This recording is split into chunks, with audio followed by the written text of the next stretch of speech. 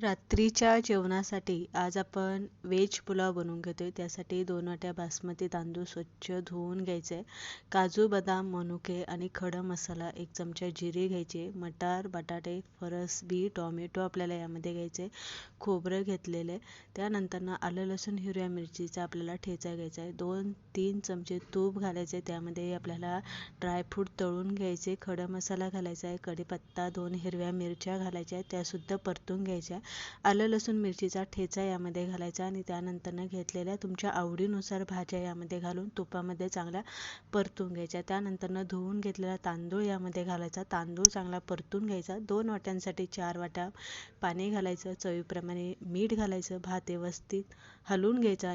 झाकण ठेवून 10 मिनटं भात वाफेवरती शिजवून घ्यायचा. बघू शकता एकदम मोकळा सुटसुटीत असा आपला इथे व्हेज बिर्याणी बनवून तयार झाला आहे.